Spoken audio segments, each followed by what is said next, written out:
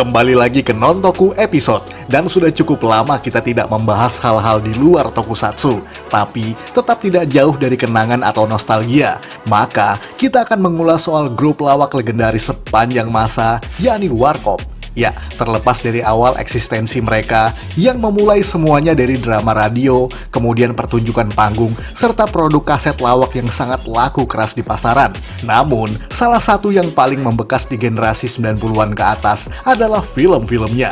Film Warkop memang selalu menjadi agenda penayangan setiap tahun pada masa jayanya dulu, dan diputar menjelang libur lebaran dan juga Natal atau pergantian tahun. Namun di era 90-an dan 2000-an dulu, film-filmnya diputar hampir setiap hari di salah satu stasiun televisi swasta, sehingga penontonnya masih hafal dengan berbagai macam ciri khas atau trups yang selalu ada pada film-filmnya. Baik itu era Warkop Prambors dan juga saat berganti nama menjadi Warkop DKI. Sudah tahu apa saja kan? Tapi tetap harus nonton 10 hal yang selalu ada di film Warkop versi Tokuvex Indonesia.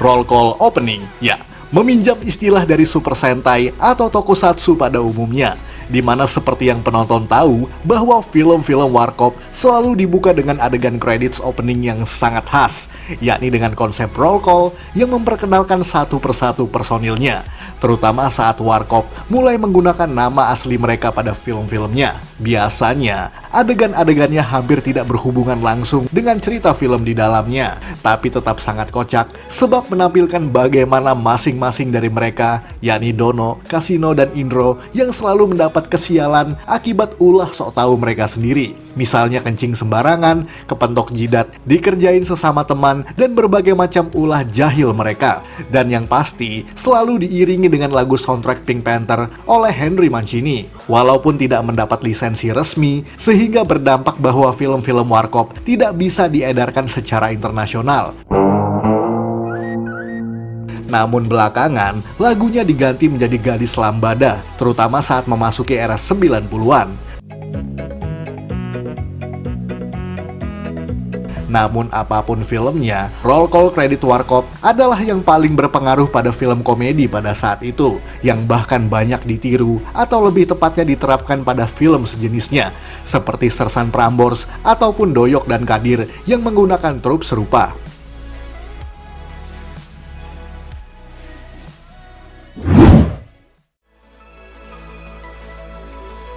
Rumah kos. Karena basic personil Warkop adalah golongan mahasiswa, maka satu hal yang melekat pada kisah film mereka adalah rumah kos atau indekos. Ya, rata-rata dikisahkan bahwa trio Warkop adalah mahasiswa perantauan yang hidup di bawah satu atap bersama dengan beberapa kawan wanitanya. Dan uniknya, meskipun selalu digambarkan bahwa tokoh-tokohnya adalah mahasiswa pas-pasan, namun mereka selalu tinggal di rumah kos yang besar dan juga mewah. Buat penonton Warkop era awal atau disebut sebagai Warkop Prambors, biasanya selalu ada sosok Pak Us-Us yang menjadi bapak pengelola rumah kos mereka. Bahkan, walaupun kebanyakan film Warkop tidak berkesinambungan langsung secara cerita atau sequel, atau bisa dibilang sebagai non-canon, tapi Pak Us-Us selalu ada dan digambarkan sebagai bapak kos yang galak, tapi juga genit jika berhadapan dengan wanita. Perhatikan, pasti ada cerita di mana salah satu personilnya pura-pura sakit atau sengaja mengusir kawan-kawannya agar bisa berduaan dengan sang pacar. Dan itu selalu diulang-ulang pada film-film tertentu seperti yang ada di film Pokoknya Beres, Kesempatan Dalam Kesempitan, dan juga Bagi-Bagi Dong. Bahkan pada era 90-an, di mana mereka sudah tidak muda lagi, trio Warkop tetap digambarkan sebagai tokoh mahasiswa atau anak muda penghuni rumah kos sebagai sebuah ciri yang tidak bisa dilepaskan.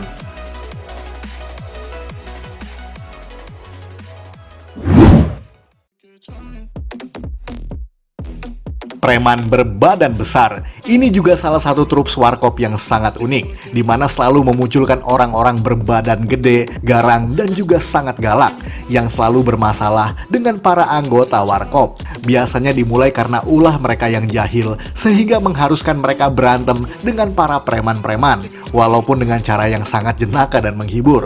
Tentu kalian tahu film berjudul Gantian Dong, saat Indro Warkop beradu akting dengan aktor laga almarhum Adven Bangun. atau berbagai aktor lainnya dengan fisik dan perawakan yang jauh lebih besar dan juga garang ketimbang Dono, Kasino, dan Indro.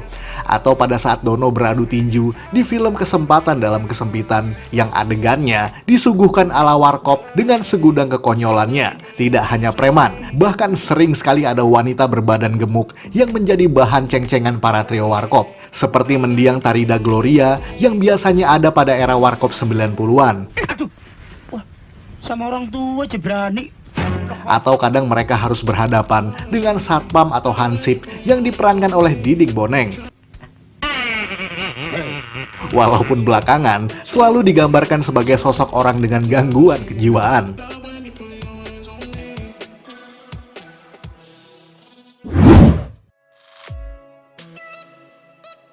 Banji, beberapa film warkop juga kadang menampilkan para tokoh waria yang menjadi pelengkap mengundang gelak tawa. Biasanya, waria-waria tersebut muncul sebagai pengamen yang iseng dan juga agresif, sehingga membuat Dono, Kasino, dan juga Indro menjadi kewalahan dalam menghadapinya. Namun uniknya, trio warkop selalu punya istilah penghalus untuk istilah banci atau waria yang mereka sebut sebagai amfibi.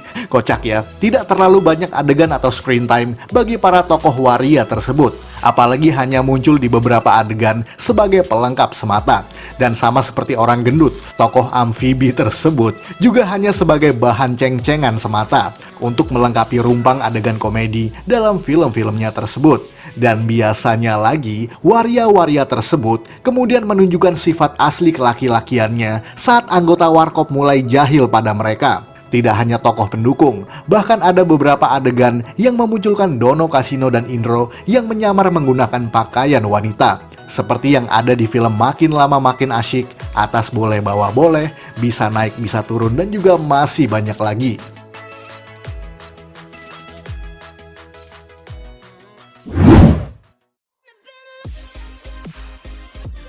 Bule atau orang asing.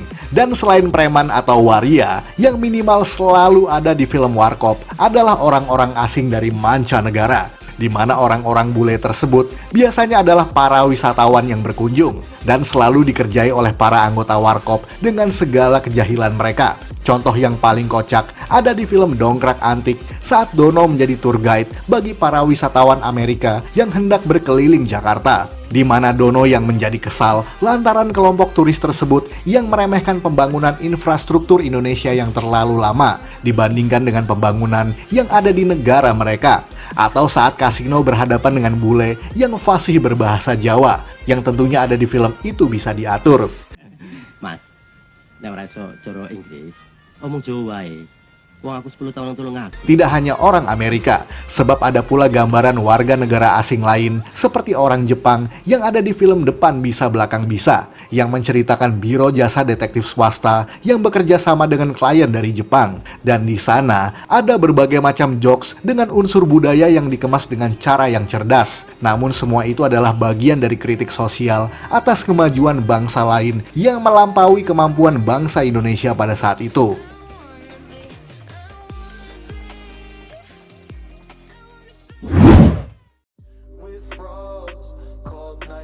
Adegan kecebur, dan ini juga adalah tropes yang selalu menjadi premis di berbagai film warkop dari tahun ke tahun. Biasanya dimulai dengan adegan kejar-kejaran antara trio warkop dengan musuh-musuhnya, bisa itu preman atau apapun itu. Dan biasanya juga mereka selalu mengendarai suatu kendaraan di jalan raya yang agaknya sulit untuk dikendalikan dan juga sulit dihentikan, sehingga berakhir kecebur di empang atau di kolam. Seperti di film Bagi-Bagi Dong pada tahun 1993, saat Dono, Kasino, Indro yang menumpang sebuah becak yang dikendarai oleh Diding Boneng, di mana kemudian becaknya harus melalui jalan menurun yang terjal sehingga remnya blong dan kecebur di sebuah kali atau empang. Dan itu terus-terusan diulang dengan berbagai macam pendekatan berbeda, namun tetap dalam satu premis yang sama, yakni kecebur. Hal itu tidak hanya terjadi pada Dono, Kasino, Indro saja, sebab tokoh-tokoh pendukung lainnya juga kadang-kadang tercebur dengan cara yang sama, seperti yang terjadi pada film Setan Kredit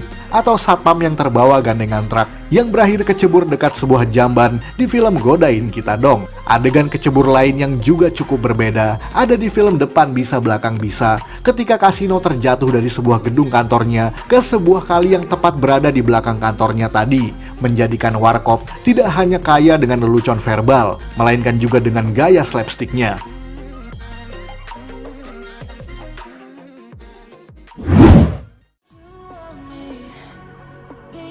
Lagu parodi, salah satu yang membuat Warkop dikenal sebagai grup lawak yang super kreatif adalah karena mereka punya bakat dalam memplesetkan lagu-lagu populer dengan gaya humornya. Ya, hal itu diterapkan bahkan semenjak drama radio, acara panggung, ataupun kaset-kaset lawaknya. Dan biasanya, almarhum Kasino Hadiwibowo lah yang menyanyikan lagu-lagu tersebut. Tentu kalian ingat dengan adegan di film Pintar-Pintar Bodoh saat Dono dan Kasino tengah mengamen dengan menyanyikan lagu nyanyian kode yang merupakan parodi dari lagu Jepang berjudul Sukiyaki milik Yu Sakamoto. Ada pula berbagai lagu-lagu lain di film-film yang berbeda, seperti I Just Call yang dibawakan oleh Kasino di film Malu Malu Mau, serta masih banyak lagi yang lainnya. Namun hal yang membuatnya unik bukan hanya karena kepiawaian Kasino dalam menyanyi dengan suara yang bagus, namun juga karena lirik-lirik lagunya yang diplesetkan menjadi kritik sosial, politik, dan juga lain-lain semacamnya, yang tentu saja relate dengan keadaan pada zaman itu. Atau perpaduan lagu mancanegara namun dengan aransemen musik dangdut atau kearifan lokal lainnya yang membuat penonton terbahak-bahak walaupun dengan hal kecil seperti itu.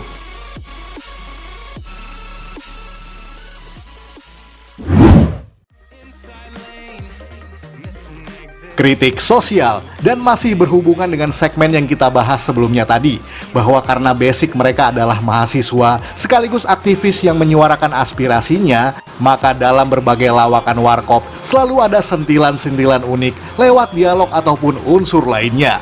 Bahkan konsep awal Warkop adalah obrolan di warung kopi yang ada di Radio Prambors atas situasional politik dari sudut pandang rakyat biasa dan mahasiswa. Ingat kalimat penutup di film mereka yang berbunyi tertawalah sebelum tertawa itu dilarang? Ya, sebab keadaan atau situasi politik Orde Baru pada saat itu membuat Warkop sedikit merasa terancam dan berimajinasi bahwa tidak menutup kemungkinan bisa saja tertawa itu dilarang oleh pemerintah suatu saat nanti. Walaupun gak kejadian ya, namun itu hanya sebagian kecil dari fragmentasi keresahan Warkop DKI dalam menyuarakan aspirasinya lewat lawakan. Baru ngasih duit segitu aja udah berani ngusir. Bagaimana jadi aparat?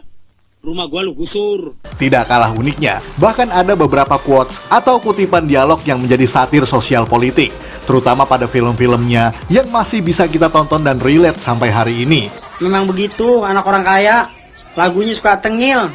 Kayak duit bapaknya halal aja. Seperti perilaku mahasiswa pas-pasan yang sok kaya, bos atau atasan yang sewenang-wenang terhadap jabatannya, dan masih banyak cara lainnya. Oh, soal kualitas nomor 2. Yang penting gengsinya dulu, Tuan. Sebagai langkah protes Warkop terhadap situasi yang meresahkan mereka pada saat itu. Namun, tetap dengan cara ala seniman lawak yang kreatif dan juga menggelitik.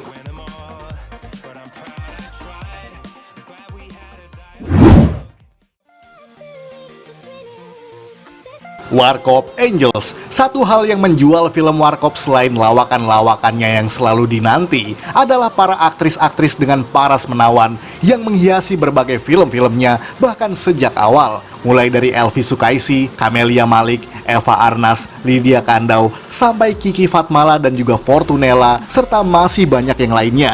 Hal itu terinspirasi dari film-film James Bond yang terkenal dengan para Bond Girls yang sangat ikonik tersebut. Maka di film-film Warkop, kemudian mereka disebut sebagai istilah Warkop Angels oleh para fans pada era saat ini.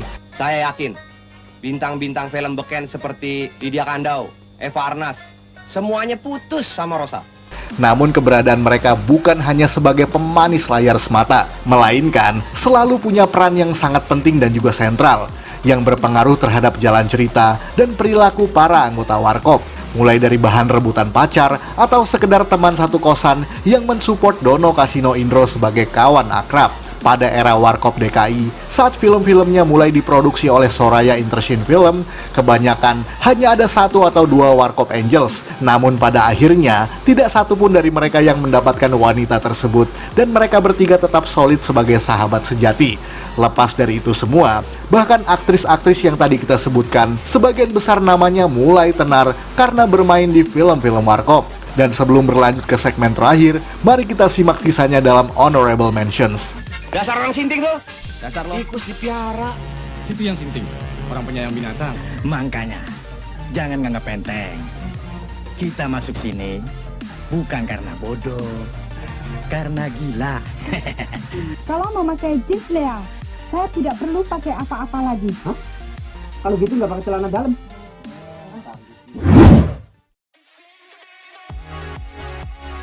Adegan pantai, dan yang paling tidak mungkin lepas dari film-film Warkop adalah adegan di mana mereka berlibur ke sebuah pantai bersama dengan para Warkop Angels yang juga cantik dan seksi tersebut.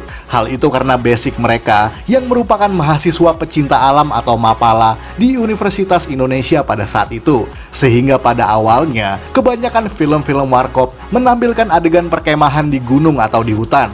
Namun dalam perkembangannya, yang justru paling laku adalah adegan-adegan yang di pantai, yang tidak lepas dari wanita cantik dengan pakaian renangnya.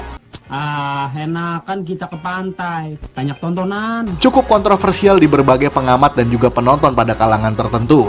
Apalagi memasuki era 90-an, adegan pantai mulai diperbanyak dan menjadi bagian paling komersil. Acara ke pantai jadi nggak? Jadi dong, bidadari udah datang. Namun pada dasarnya, hampir semua film grup komedi lawak manapun juga menggunakan trup semacam itu. Kalau adegan pantai batal, lo mau tanggung jawab kalau penonton marah. Akan tetapi tidak semua film Warkop lekat dengan suasana pantai. Namun juga ada yang menampilkan adegan kolam renang walaupun dengan durasi yang sangat terbatas. Hal itu juga sebagai langkah produksi untuk menggait penonton demografi usia dewasa. Bahkan rating di film Warkop adalah terkhusus untuk usia 13 tahun ke atas ataupun dengan label bimbingan orang tua. Namun lepas dari itu semua, apapun yang ada di film Warkop Prambors ataupun Warkop DKI adalah legenda karya anak bangsa yang tidak pernah tergantikan oleh apapun.